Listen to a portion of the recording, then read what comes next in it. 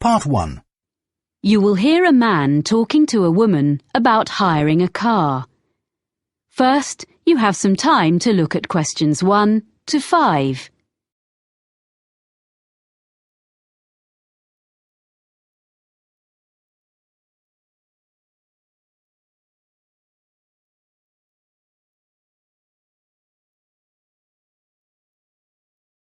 Now we shall begin. You should answer the questions as you listen, because you will not hear the recording a second time. Listen carefully and answer questions 1 to 5. Hello, how can I help you?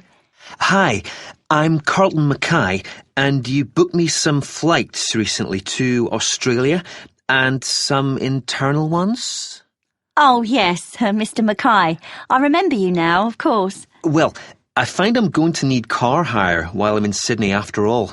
I think you said you could recommend a good value company? Yes, that's right. Cost-wise cars. They're very good and don't charge lots of extras. They have 3 offices in the Sydney area, including one office right at the airport. So I'll just book it online? Yes, you can book online, but you should have their phone number too, just in case. Of course. That's 1800 705 639. It's on the website, and you can get a discount if you quote your booking reference from us.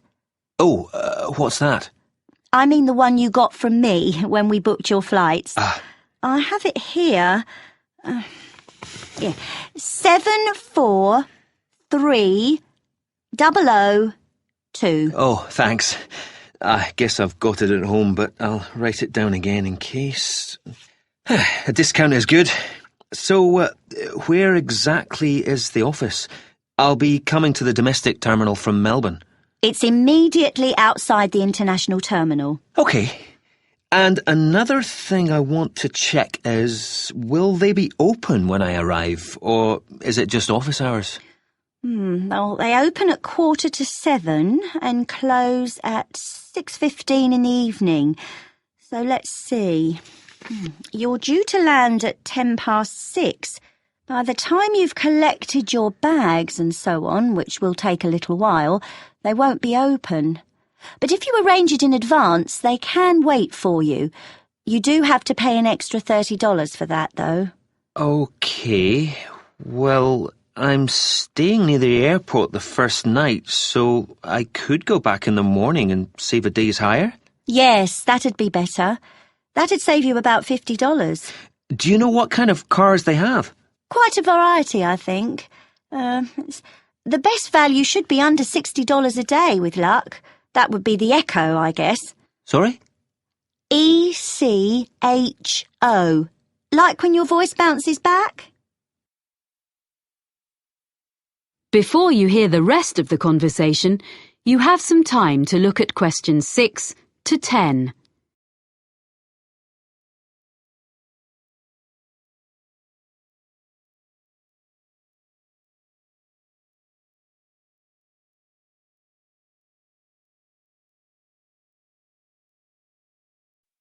Now listen and answer questions 6 to 10. I suppose I have to book online before I leave? That's the best way. They won't deduct any charges until you finish with the car, but they do need your credit card number when you book, and of course they'll want to see your driving licence when you collect. How long will you need it? I'm in Sydney for 7 days. I'll only actually need to use it on 3 or 4 of those days, I hope, but I'll keep it for the whole week. I guess it's going to be a few $100s. Can you suggest anything I can do to keep the cost down? Oh, you get quite a big discount if you do less than 1,000 kilometres in the week. Oh, that's good. I don't suppose I will be driving that far, actually. But, oh yes, the other thing I should mention is the insurance. It's included in the price. Oh, that is good value then. Yes, but what you must remember is that it doesn't cover anything except the car, so you must be careful not to leave anything at all in it when you park, because your luggage isn't insured. even if it's out of sight, locked in the boot. Yeah, well, I think my travel policy will cover that, actually. Good. OK, and can I return the car outside office hours? My flight home is very early in the morning. Can I put the keys through the door or something? There's a secure box just outside the office on the pavement. You just drop the keys in there. Oh, good. And one other thing, you should remember to buy petrol before you leave it. If you don't drop the car back with a full tank, you get charged to fill it. I recommend you go to a supermarket before you go out to the airport. Thanks for the tip. Not at all. Do call in again if there's anything else I can help with. I will. Many thanks. That is the end of Part 1. You now have half a minute to check your answers to Part 1.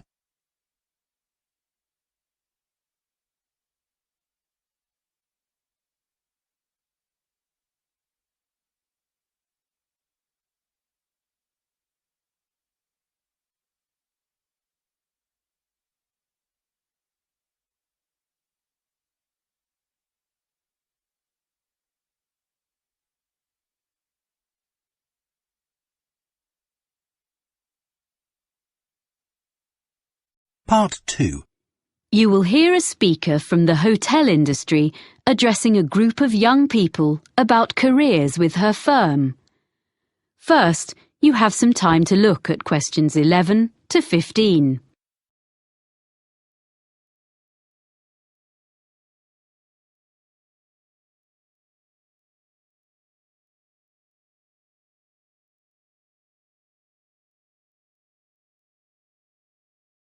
Now listen carefully and answer questions 11 to 15.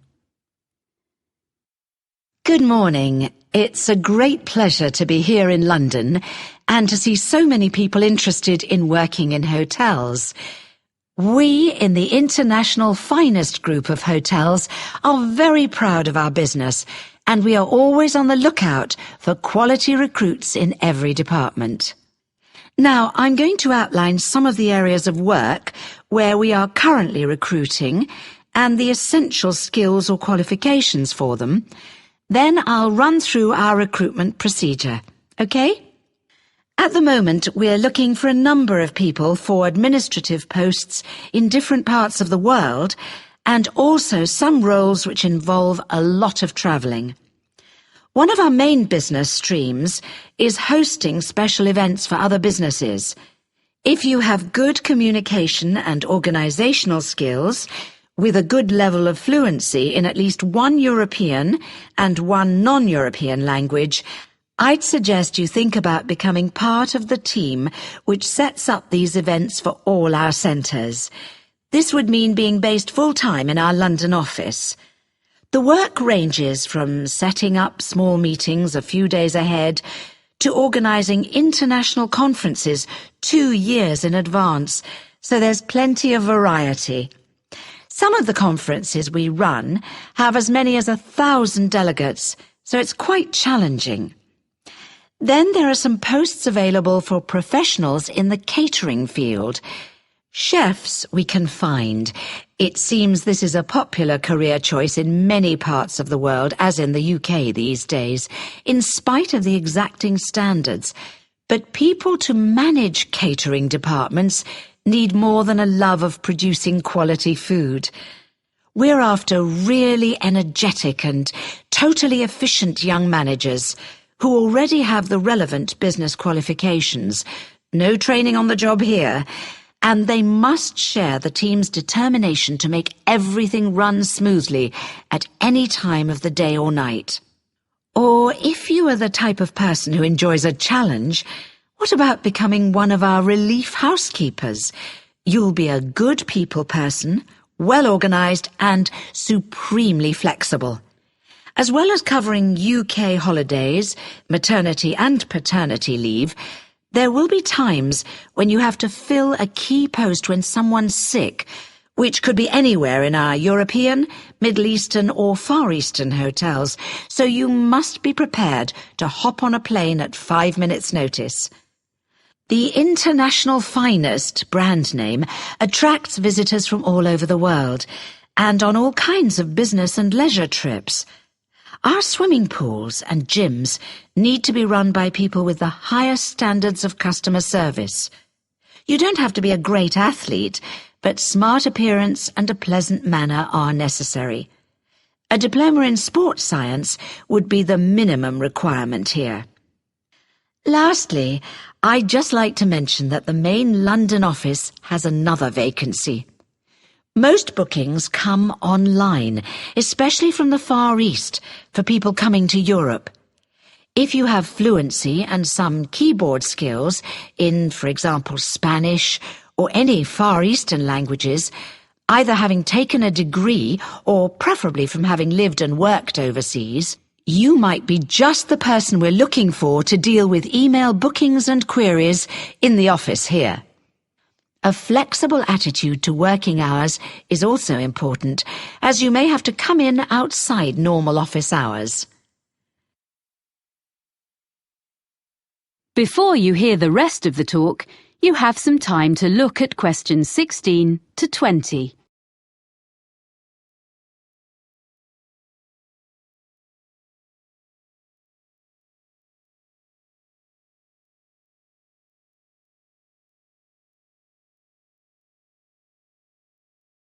Now listen and answer questions 16 to 20. So that's an overview of the kind of jobs. Now, how to get them. First of all, provided you have a UK work permit, you can go online and register an interest in working for us. By return, you'll receive a unique applicant's code, which is your personal identification number and which we'll use in all communications. Along with that, you get access to the Human Resources website, where you should make sure you understand the legal terms and conditions which apply to all our employees. That's also where you can then download the application form, fill it in, and send it back along with your CV. You'll know within 48 hours whether you're being considered as you get an automated response. Sorry if it's a bit impersonal, but at least it's quick. Hopefully, if we like the sound of you, there will be in that automated response a list of times for an initial interview which will take place by telephone during the following week. You confirm by email which of the time slots will suit you. Provided the interview is satisfactory, at that point we'll ask for any evidence of qualifications required, which might be your degree or diploma certificate or so on, which you have to send certified copies of, and we contact your referees.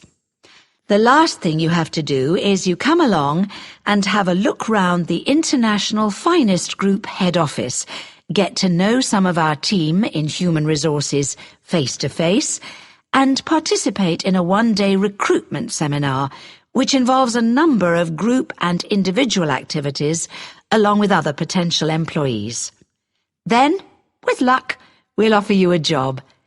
So I hope you like the sound of joining our organisation. That is the end of Part 2. You now have half a minute to check your answers to Part 2.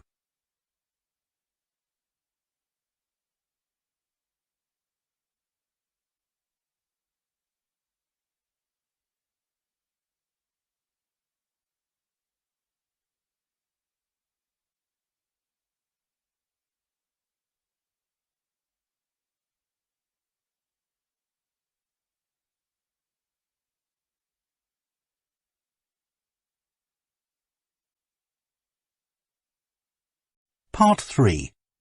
You will hear a student of landscape architecture discussing a project with his tutor. First, you have some time to look at questions 21 to 24.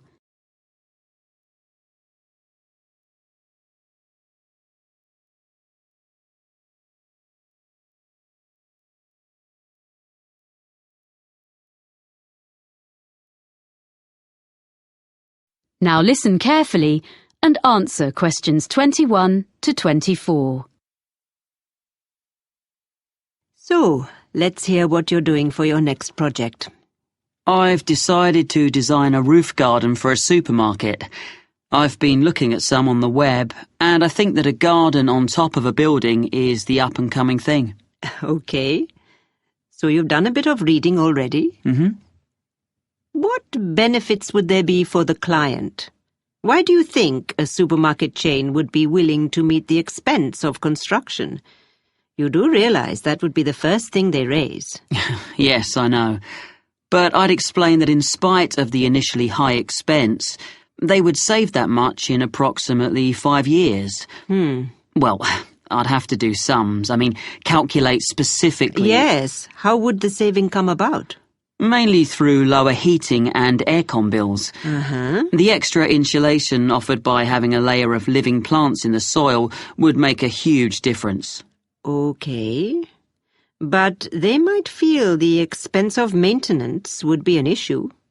After all, supermarkets don't normally employ gardeners.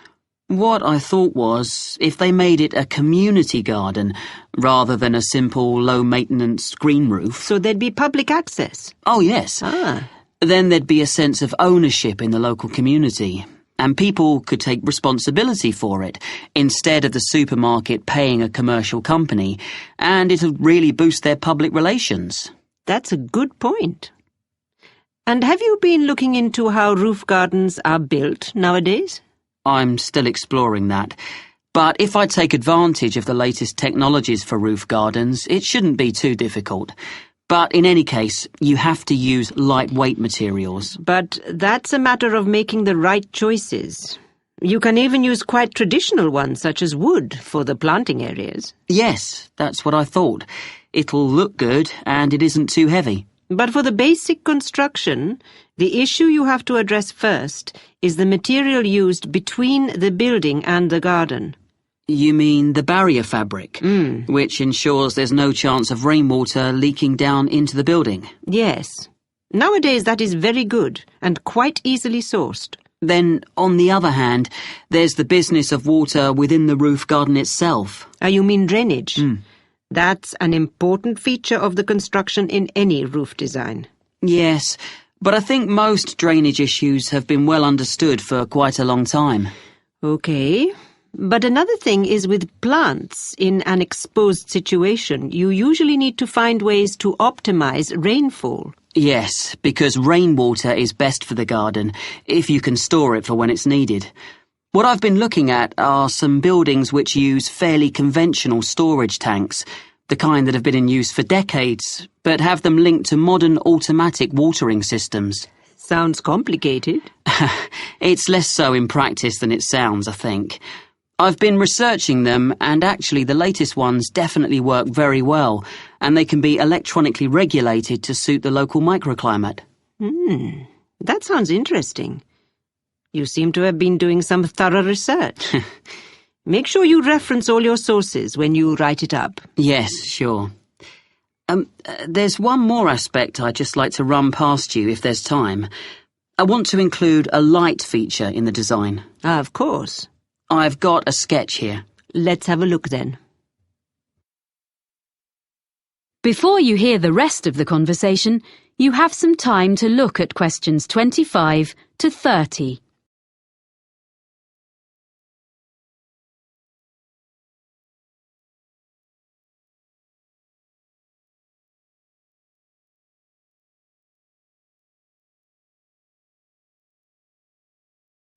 Now listen and answer questions 25 to 30.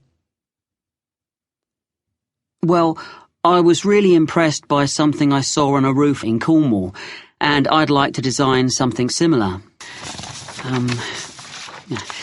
You have an area of planting, and I'm thinking of installing this lighting in an area filled with low-growing evergreen shrubs. You'd have to have lights and things well away from anywhere children might be. But I can see this could be very effective, if a bit complicated. How would it work? On this drawing, this is a section view. You have this low wall on the right. Yes, that's it. This is just one element, and these areas would be repeated all round the planted area. I think this will probably be a wooden wall using reclaimed timbers with an angled ceramic top surface. Perhaps even ridge tiles, like they use on roofs? Ah, yes. That'd be just the sort of thing. And that'd make it weatherproof. And then the heavy-duty electric wiring comes up through the floor just outside the planted area and into the wall. Then it's brought through to a projector low in the side of the wall, and that sends a beam of light along the fibre optic cable. So there's no electricity in the actual lights.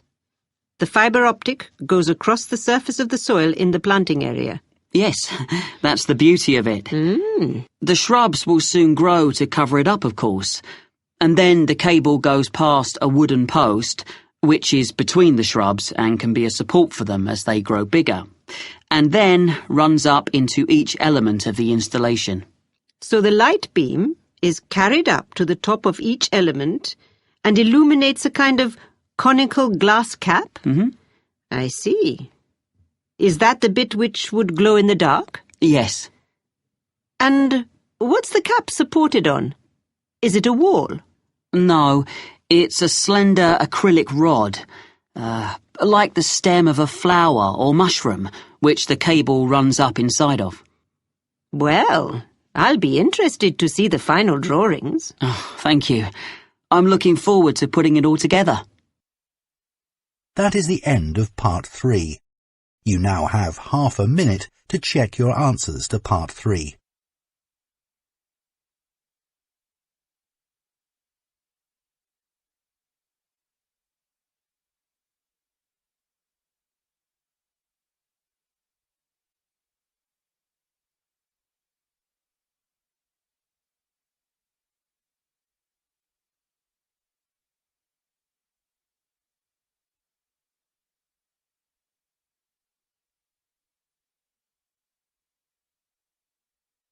Part 4. You will hear a geography student giving a presentation about sand to fellow students. First, you have some time to look at questions 31 to 40.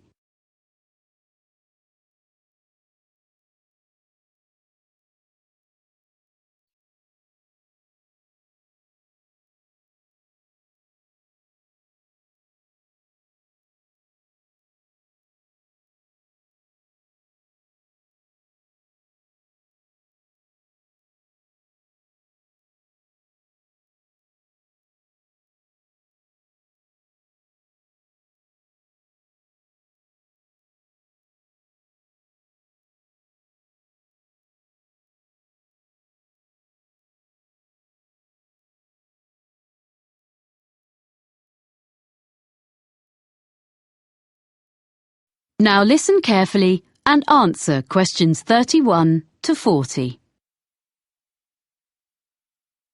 First, I would like to tell you how the Argus computerized photography system has helped marine researchers. Then I shall talk a bit about sand collecting.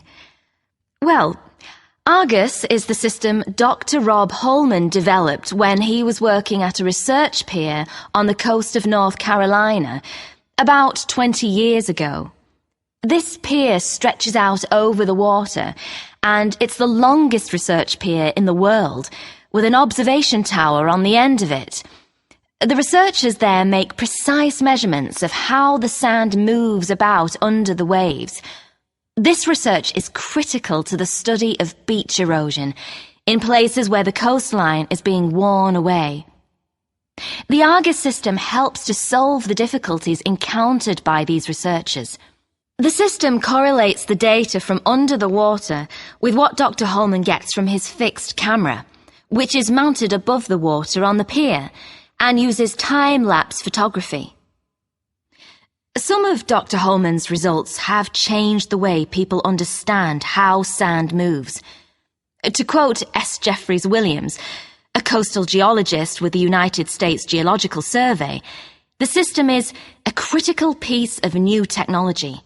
And the Argus system allows us to quantify and document visually the changes to the coast on a variety of different time frames. A lot of these take place when there is a storm, or at other times when it is difficult to have people out on the beach making observations and taking measurements. Up to now, Argus installations have been installed in places in Oregon, California, Hawaii, England, the Netherlands, Australia, New Zealand, Spain, Italy and Brazil, as well as in North Carolina. Now, I'd like to introduce Dr. Holman's sand collection. He started collecting sand in the 1980s, and he still collects it now, even though he has around 1,000 samples. They come from his travels and from geologists and amateurs all over the world, and the collection includes sand from each continent, including Antarctica. People send him sand in envelopes, plastic bags, paper towels and all sorts. Each is stored in a glass jar, which Dr. Holman labels by latitude and longitude of its origin, as well as he can work them out. Sometimes the information is a bit sketchy. Anyway, it's mainly geology students at the university who study his collection, and they can learn a lot from it. For instance, one set of tubes displays sand from the east coast of the US, so you can see that the sand gets lighter and finer from north to south. By the time a grain of sand eventually washes up on a beach in Florida, at the southern end of that journey, it has been battered by waves for a long time, so the grains are fine and rounded, because most of the time sand is not stationary on the beach.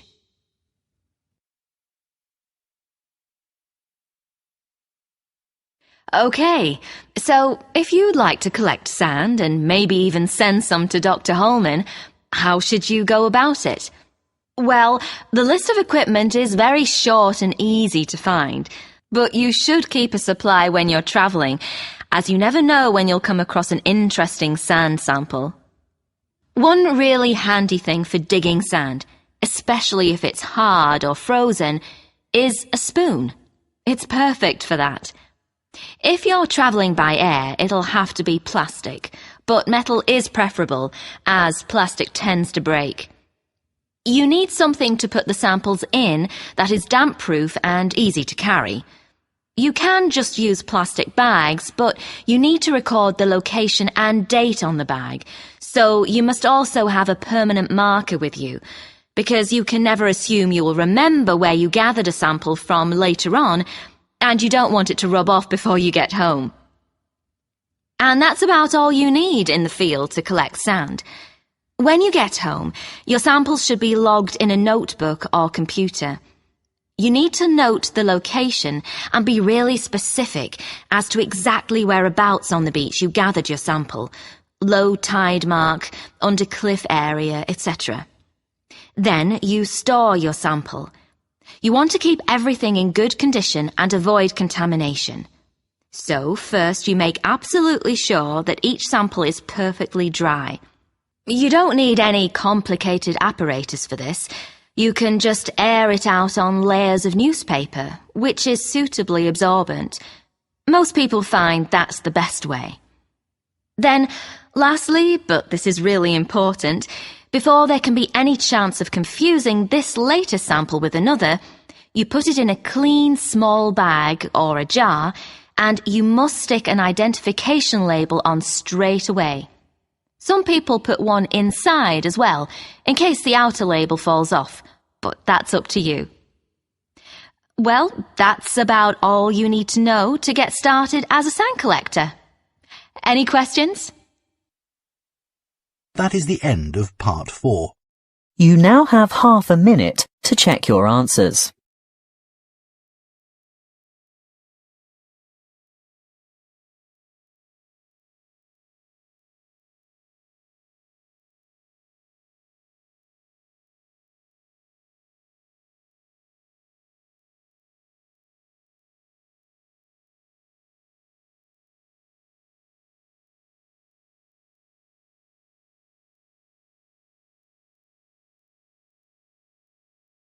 That is the end of the listening test.